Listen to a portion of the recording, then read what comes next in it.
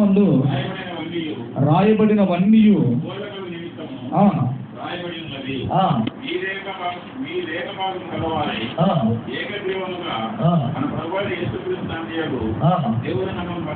చాలండి. ఇక్కడ ఏమంటున్నాడంటే లేఖనము వలని ఆదరణ వలన అంటున్నాడు. చూడండి, లేఖనముల వలన ఆదరణ అంటున్నాడు. లేఖనముల వలన ఆదరణ అంటే దేవుని వాక్యము మనము బ్రతికి ఉన్నంత వరకు మనల్ని ఆదరించేది. మనుషులైతే కొంతవరకే మిమ్మల్ని ఆదరిస్తారు, కానీ దేవుని వాక్యము మనము బ్రతికి ఉన్నంత వరకు మనల్ని ఆదరించేది, మనకు నెమ్మదినిచ్చేది, మనల్ని ఓదార్చేది దేవుని వాక్యం. అందుకే దేవుని వాక్యముతో మనము ఎక్కువ సహవాసం మనం కలిగి ఉండాలి.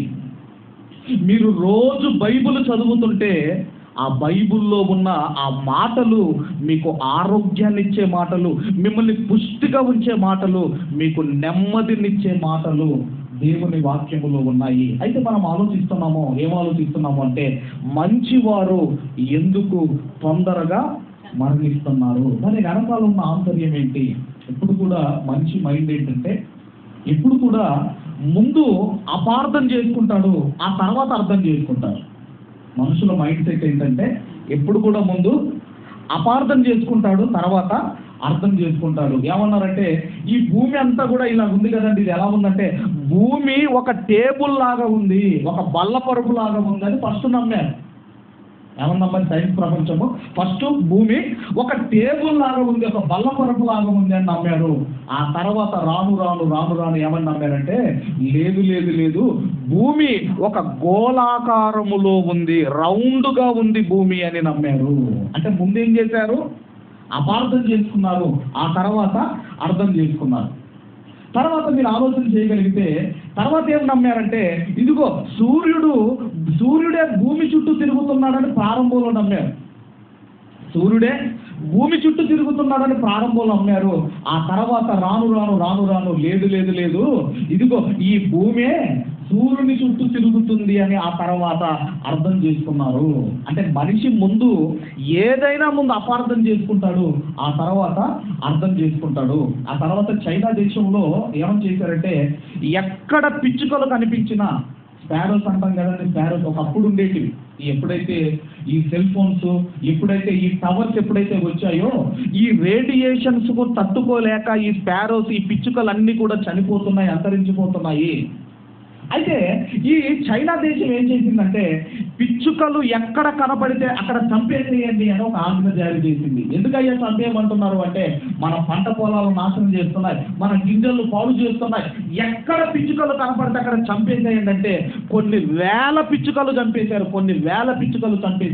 ఆ తర్వాత ఎంత తప్పు పని చేశాం మనము, ఎంత పొరపాటు చేశాం మనము. పిచ్చుకలు ఎక్కడ కనపడ్డా వాటిని బ్రతకనివ్వండి అని తర్వాత, ఎందుకంటే ఆ పిచ్చుకలు ఉండటం వలన ఆ పంట పొలాలలో వస్తున్న పురుగులను అవి తింటున్నాయి, అవి గింజలను పాడు చేయటం లేదు, మన పంటలను పాడు చేయటం లేదు, మనకు మేలు చేస్తున్నాయి, వాటిని బ్రతకనివ్వండి అని మరలా చైనా దేశం మరలా ఏం చేసిందంటే బ్రతకనివ్వండి అని ఒక ఆజ్ఞ జారీ చేసింది. అంటే ముందు ఏమి నమ్మారు?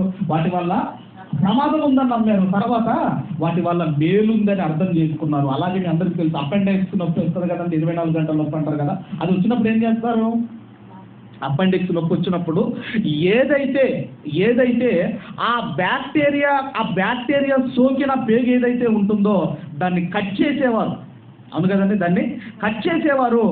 ఇప్పుడు ఏమంటున్నారంటే దాన్ని కట్ చేయకూడదు అంటున్నారు. ఎందుకంటే మనిషిలో రోగ నిరోధక శక్తిని పెంచేది ఆ పేగేనటండి, ఆ బ్యాక్టీరియాతో కూడిన పేగేనట, అదేనట.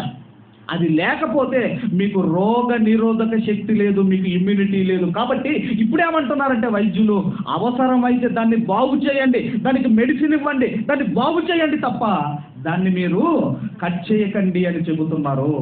ఇవన్నీ నేను మీకు ఎందుకు చెబుతున్నానంటే మనిషి ముందు అపార్థం చేసుకుంటాడు, ఆ తర్వాతనే అర్థం చేసుకుంటాడు. కానీ అప్పటికీ ఇప్పటికీ ఎప్పటికీ దేవుణ్ణి అపార్థము చేసుకుంటూనే ఉన్నాడు తప్ప మనిషి దేవుణ్ణి మాత్రం అర్థం చేసుకోవటం లేదు. చాలా మంది అంటుంటారు చిన్న వయసులో తీసుకెళ్ళిపోయాడని బాధపడతారు. కానీ ఆ బాధ దేవుడికి తెలియదా? యేసుక్రీస్తు వారి వయసు ఎంత అండి?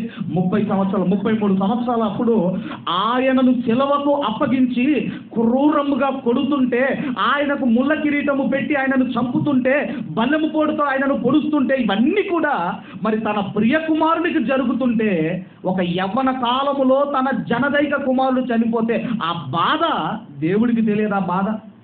ఆ బాధ దేవుడు అనుభవించలేదా? ఎవరంటే ఆయన దేవుణ్ణి ఆనందపరిచిన కుమారుడు, ఆయన ప్రియ కుమారుడు, ఆయన జనదైక కుమారుడు, ఏకైక కుమారుడు.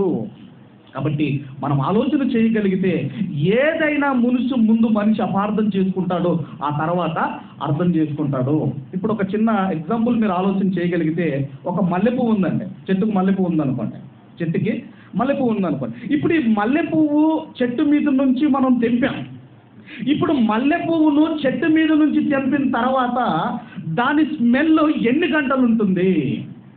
ఎన్ని గంటలు ఉంటుందండి? ఒక 5 గంటలు ఉంటుందా? పోనీ సాయంత్రం వరకు ఉండదు, ఏమైపోద్దమ్మా? ఆ మల్లె పువ్వు వాడిపోతుంది. అంటే ఒక చెట్టు మీద ఉన్న మల్లె పువ్వును మనము తెంపి గనక మనం పక్కన పెడితే అది ఒక సాయంత్రం వరకు ఉండదు, ఆగి అది దాని స్మెల్ అనేది కోల్పోతుంది, అది వాడిపోతుంది. అదే మల్లె పువ్వులో నుండి స్మెల్ను బయటికి తీసి ఒక పర్ఫ్యూమ్ తయారు చేశారనుకోండి, ఒక స్ప్రే తయారు చేశారనుకోండి, అదెంతకాలం ఉంటుంది? ఎంతకాలం ఉంటుందమ్మా?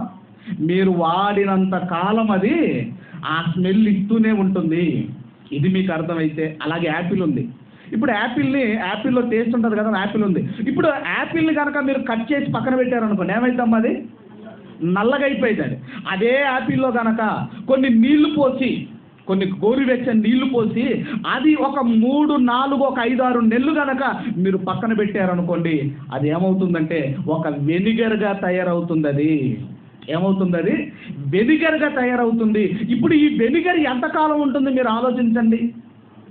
కొన్ని వెనిగర్లు అటండి 7 సంవత్సరాలు ఉంటాయట. కొన్ని వెనిగర్లు 10 సంవత్సరాల వరకు నిల్వ ఉంటాయట. కొన్ని వెనిగర్లు. ఇంతకు ఏం చేశారు మీరు? యాపిల్లో ఉన్న టేస్ట్ను మనం ఏం చేసాం? దాన్ని బయటికి తీయగలిగితే అది చాలా కాలం నిలువ ఉంటుంది. అలాగే ఒక టమాటా తీసుకోండి. ఒక టమాటో ఎన్ని రోజులు ఉంటుందమ్మా? మనం వాడుకునే టమాటో ఎన్ని రోజులు ఉంటుందండి? ఒక 5-6 రోజులు ఉంటుంది అనుకుందాం. అదే దాన్ని మీరు పచ్చడి పెడితే ఎన్ని రోజులు ఉంటుంది? అదే దాన్ని మీరు సాస్ చేస్తే ఎన్ని రోజులు ఉంటుంది? అదే దాన్ని మీరు పౌడర్ చేసుకొని ఒక సూపు పౌడర్ కనుక మీరు చేయగలిగితే కొన్ని సంవత్సరాలు అది నిల్వ ఉంటుంది. అంటే ఒక పువ్వులో నుండి స్మెల్ బయటికి తీస్తే, ఒక యాపిల్లో నుండి ఒక రుచిని బయటికి తీస్తే, అలాగే ఒక టొమాటో నుండి ఇదిగో మనము వీటిని కనుక బయటికి తీయగలిగితే అవి చాలా రోజులు నిల్వ ఉంటాయి అన్నమాట. అలాగే మన దేహములో ఉన్న ఆత్మను మనం బయటికి తీయగలిగితే ఆ ఆత్మ కూడా చాలా రోజులు, తరతరాలు ఈ ఆత్మ కూడా బ్రతికుంటుంది. ఎప్పుడంటే ఈ శరీరములో నుండి ఆత్మను బయటికి తీయగలిగితే మన ఆత్మ కూడా చాలా కాలము మరి బ్రతికుంటుంది. కాబట్టి మనం ఆలోచన చేయగలిగితే మనం అందరం కూడా ఏం ఆలోచిస్తున్నాము అన్నప్పుడు, ఎందుకు మనుషులు తొందరగా మరణిస్తున్నారు అన్నది ఈరోజు మనం అందరం కూడా ఆలోచిస్తున్నాము. ఎందుకంటే తొందరగా ఎందుకు చనిపోతున్నారు? దాని వెనకాల ఉన్న రీజన్ ఏంటి? దాని వెనకాల ఉన్న ఆంతర్యం ఏంటి అంటే దేవుడు చెబుతున్నాడు. ఏమని చెబుతున్నాడో ఇంతకుముందు మనం అందరం కూడా తీసాము. దయచేసి యెషయా గ్రంథము, యెషయా గ్రంథం 57వ అధ్యాయం 1వ వచనము. నీతిమంతులు నశించుట అంటే మరణించుట, చనిపోవుట చూచి ఎవరును దానిని మనసున పెట్టరు. భక్తులైన వారు తీసుకొని పోబడుచున్నారు. ఎప్పుడు తీసుకొని పోబడుచున్నారు?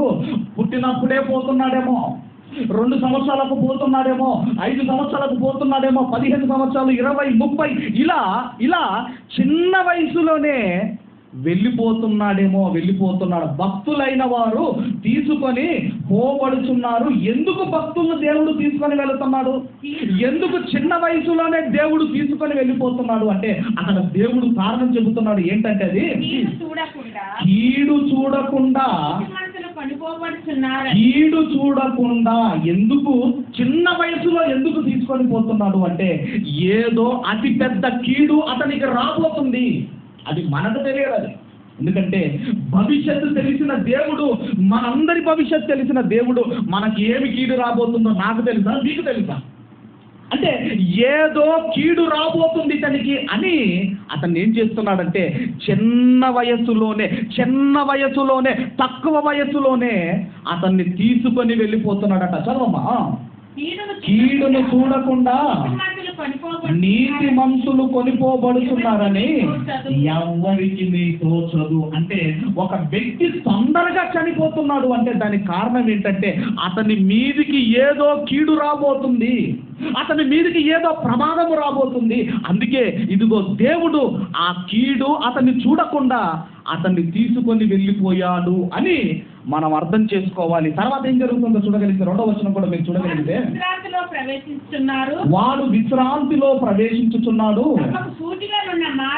అంటే ఎక్కడికి వెళ్తున్నాడు అంటే అతడు తొందరగా చనిపోయి రెస్ట్ లోనికి వెళుతున్నాడు.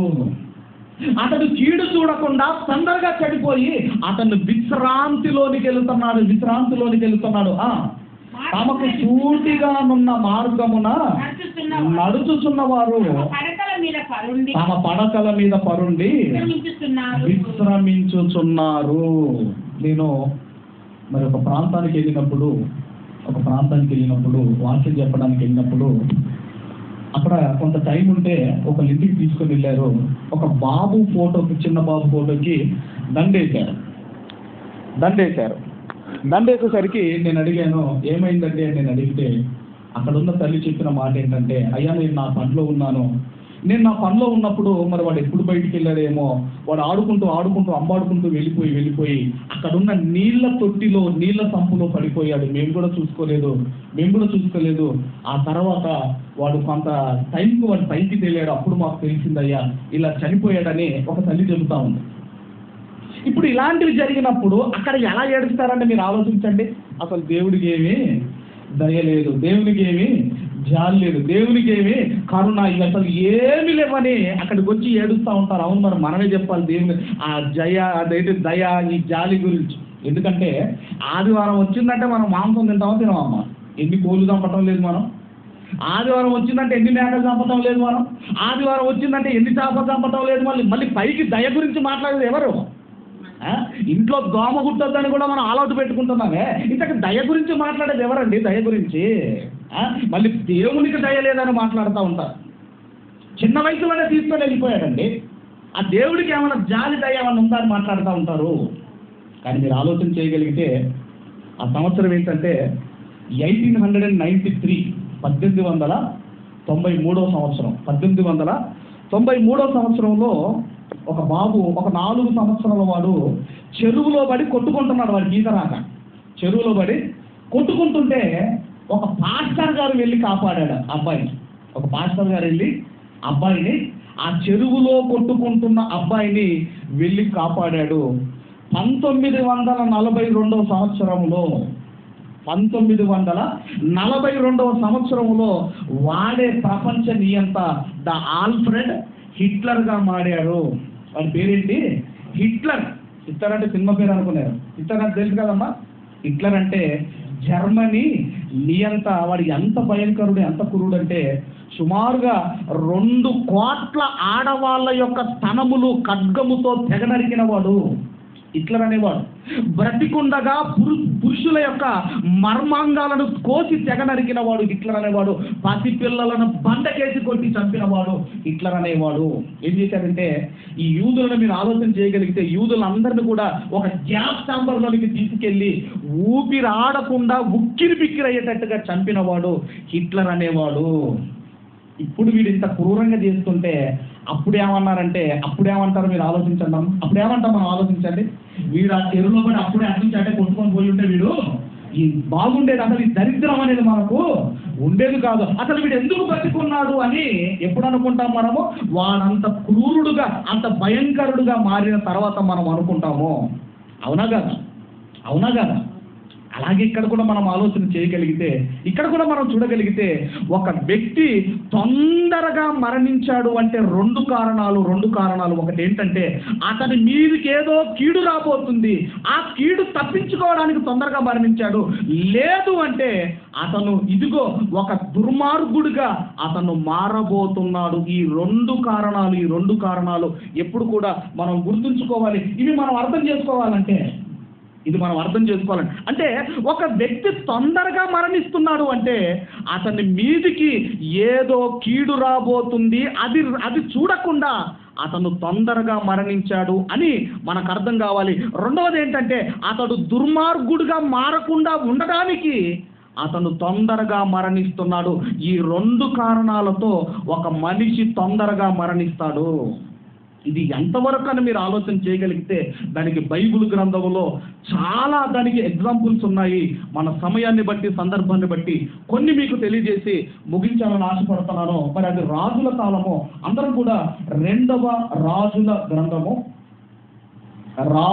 రెండవ గ్రంథము దయచేసి రాజుల రెండవ గ్రంథము 22వ అధ్యాయము మొదటి వచనము, రెండవ వచనము మనం అందరం కూడా చదువుకుందాము. యోషియా ఏలనారంభించినప్పుడు 8 ఏండ్ల వాడై యెరూషలేమునందు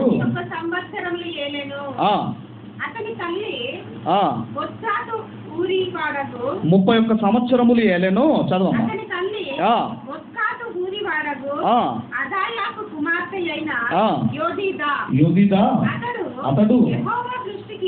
అతడు అంటే యోషియా యెహోవా దృష్టికి యథార్థముగా నడుచుచు కుడి ఎడమలకు తిరగక తన పితరుడగు దావీదు చూపిన ప్రవర్తనకు సరిగ్గా ప్రవర్తించెను. జాగ్రత్తగా వినండి. యోషియా అనే ఒక రాజు 8 ఏండ్లకు అతను రాజయ్యాడు. తర్వాత 31 సంవత్సరములు ఏలాడు. ఎలా బ్రతికాడు అన్నప్పుడు దేవుడు చెబుతున్నాడు, ఒక దావీదు ఎలాగైతే యథార్థముగా బ్రతికాడో యోషియా కూడా అలాగే యథార్థముగా బ్రతికాడు. అంటే ద బెస్ట్ రాజులలో రాజు ఎవరంటే దావీదు గారి గురించి మనం చెప్పుకుంటాము. అలాగే యోషియా అనే రాజు కూడా రాజులలో ద బెస్ట్ రాజు అని మనం చెప్పుకోవచ్చు. ఎందుకంటే దావీదు గారు నడిచినట్టుగా, దావీదు గారు యథార్థముగా ప్రవర్తించినట్టుగా ఈ రాజు ప్రవర్తించాడు. ఈ రాజు కాలంలో ఏమైపోయిందంటే, ధర్మశాస్త్రం అనేది పోయింది. ఎక్కడ పోయిందో తెలియదు. ధర్మశాస్త్రం పట్టించుకోలేదు. ఆ రోజుల్లో బైబిల్ పట్టించుకోలేదు. ఈ రాజు వచ్చిన తర్వాత ఏమని చెప్పాడంటే యాజకులకు, ధర్మశాస్త్రమును వెతకండి అన్నప్పుడు అక్కడున్న యాజకులకి ధర్మశాస్త్రం దొరుకుతుంది. ధర్మశాస్త్రం దొరికిన తర్వాత, అయ్యా ధర్మశాస్త్రం దొరికింది అని చెప్పిన తర్వాత అయితే చదవండి అన్నప్పుడు అది చదివిన తర్వాత అండి ఇతను బట్టలు చింపుకొని కన్నీళ్లు కార్చి అప్పుడు అడుగుతాడు, దేవుణ్ణి మీరు అడగండి, దేవుణ్ణి మీరు వేడుకోండి, నా కొరకు దేవుణ్ణి మీరు వేడుకోండి అని అడిగినప్పుడు అండి అప్పుడు ఏం జరిగింది అన్నప్పుడు దయచేసి 18వ వచనము నుండి మనం అందరం కూడా చదువుకుందాము. 18వ వచనం చదవమా. యెహోవా యొద్ద విచారణ చేయుటకై మిమ్మును పంపిన యూదా రాజునకు ఈ మాట తెలియజెప్పుడు దేవుడు చెబుతున్నాడు, యోషియాకు వెళ్ళి చెప్పండి, ఇశ్రాయేలీయుల దేవుడైన యెహోవా సెలవిచ్చినది ఏమనగా, ఈ స్థలము పాడగును. ఏ స్థలము? మీరు ఉంటున్న యెరూషలేము అనే ప్రాంతము అది పాడు కాబోతుంది. ఎలా పాడు కాబోతుందంటే అది అగ్ని పాడు కాబోతుంది. ఇదిగో అక్కడ శవాలను కుక్కలు పీక తినబోతున్నాయి.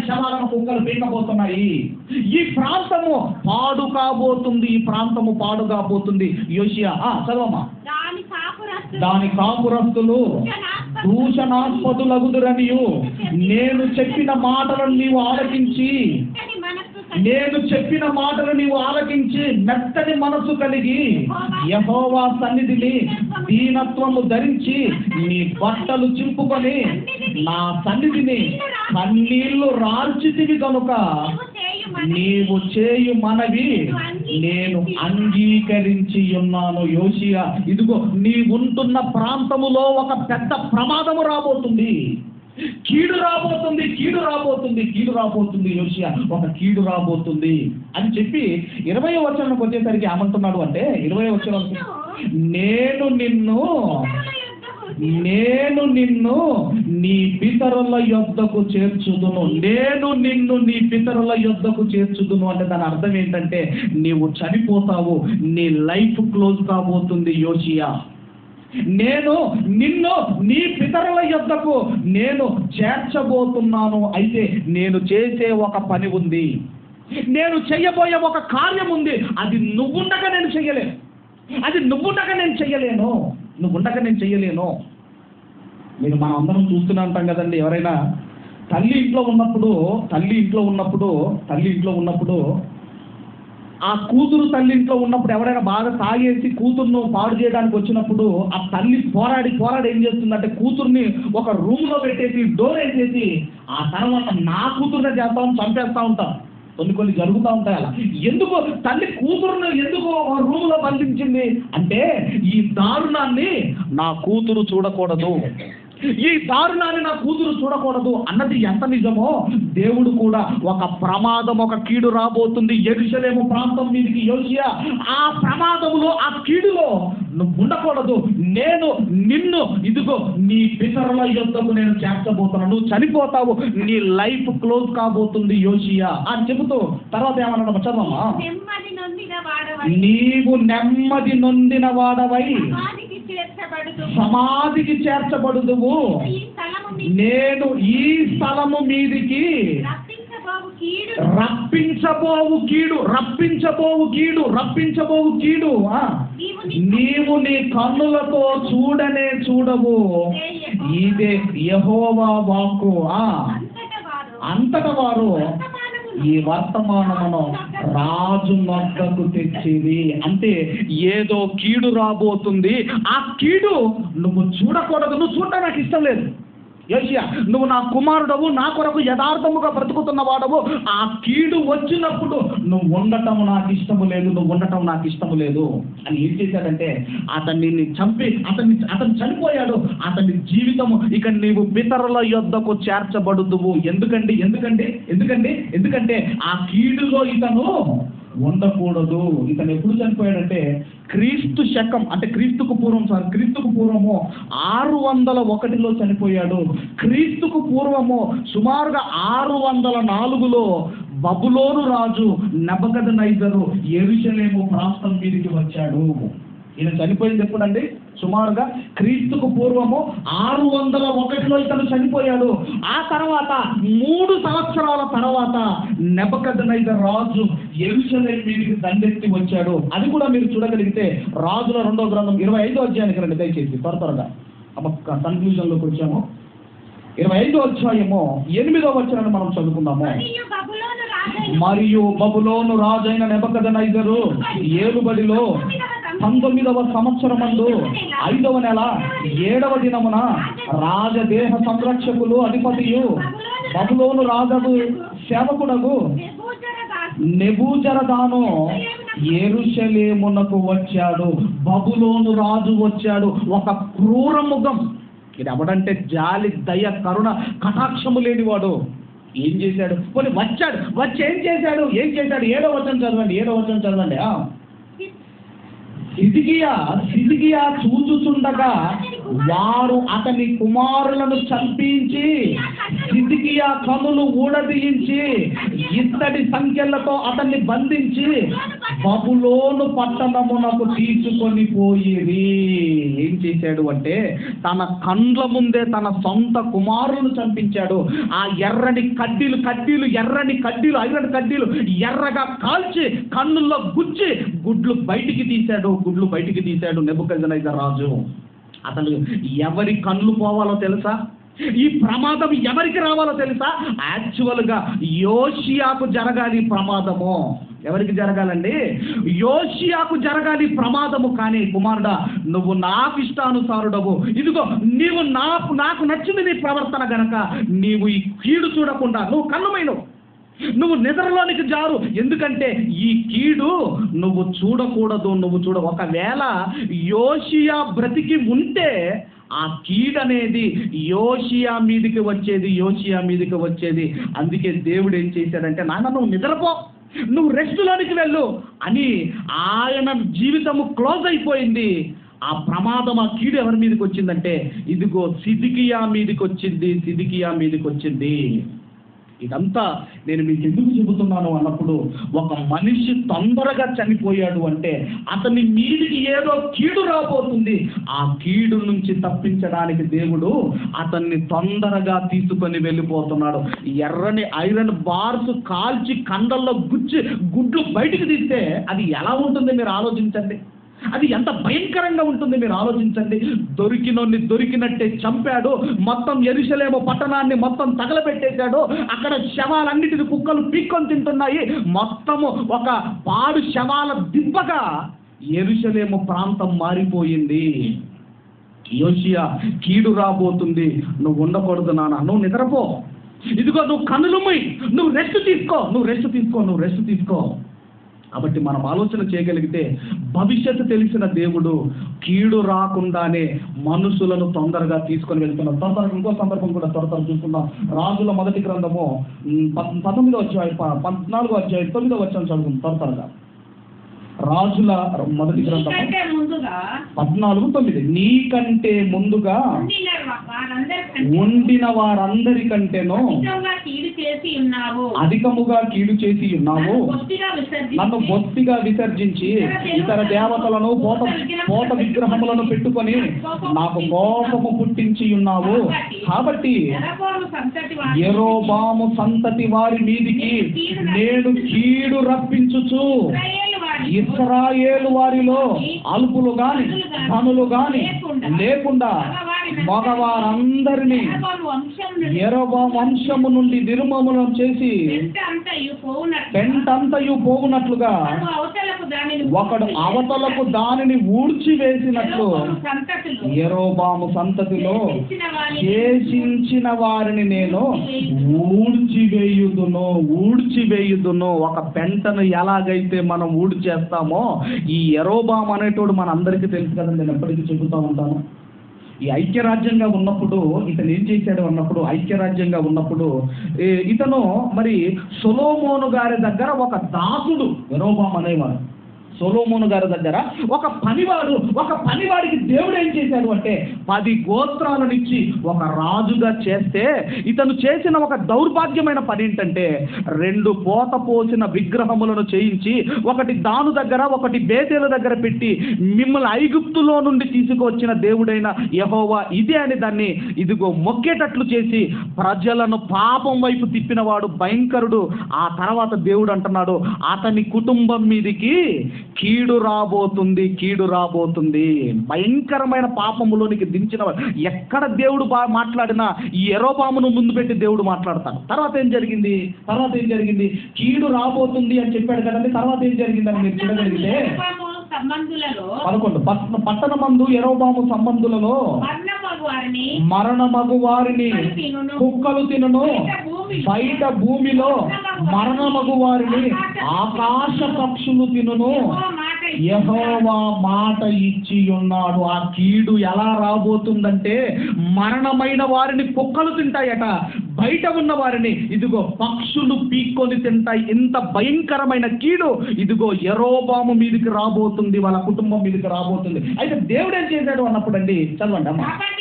కాబట్టి నీవు లేచి నీ ఇంటికి పొమ్ము, నీ పాదములు పట్టణములో ప్రవేశించినప్పుడే నీ బిడ్డ చనిపోవును.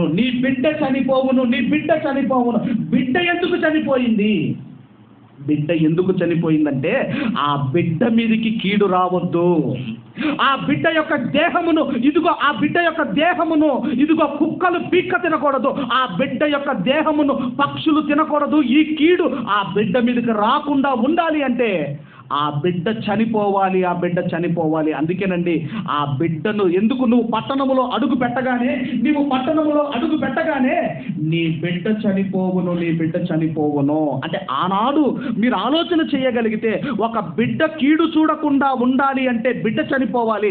ఒక యోషియా ఇదిగో యెరూషలేము మీదకి రాబోతున్న కీడు చూడకుండా ఉండాలి అంటే ఆయన కూడా నిద్రలోనికి వెళ్ళాలి. అందుకే చాలా జాగ్రత్తగా బ్రతకండి. ఎందుకంటే మనం ఆలోచన చేయగలిగితే ఏ రోజు ఎప్పుడు ఏ మనిషి ఇంతలో కనబడి అంతలో మాయమైపోయే రోజుల్లోనికి మనం వచ్చామో, ఇంతలో కనబడి అంతలో మాయమైపోయే రోజుల్లోనికి మనం వచ్చాము. అందుకే మన కీర్తనకారుడు ఇంతకుముందు మనం చదువుకున్నాము. కీర్తనకారుడు ఒక మాట అంటున్నాడు, అది కూడా చివరిగా చదువుకొని ముగించుకుందాం. ఆ కీర్తనకారుడు 102వ కీర్తన 24వ వచనాన్ని మనమందరం కూడా చదువుకున్నాము. నేను ఇలాగు మనవి చేసి తిని, నా దేవా నా దినముల మధ్యను నన్ను కొనిపోకుము. నా దినముల మధ్య నన్ను కొనిపోకుము. దేవా నా దినముల మధ్య నన్ను కొనిపోకుము.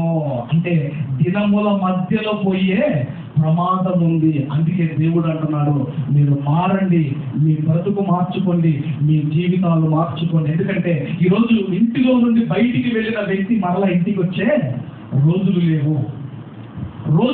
అపాయాలలో నలుదిక్కుల ప్రమాదములో ఈ రోజు మనం అందరం బ్రతుకుతున్నాం. అందుకే దేవుడు అంటున్నాడు, మిమ్మల్ని కాపాడాలి అన్నా, దేవుడు మిమ్మల్ని రక్షించాలి అన్నా, దేవుడి కొరకు బ్రతకండి, మారు మనసు పొంది మీరు బ్రతకండి. చివరిగా ఒకే ఒకటి గుర్తుపెట్టుకోండి, ఏంటంటే ఒక మంచివాడు చనిపోయాడు అనుకోండి,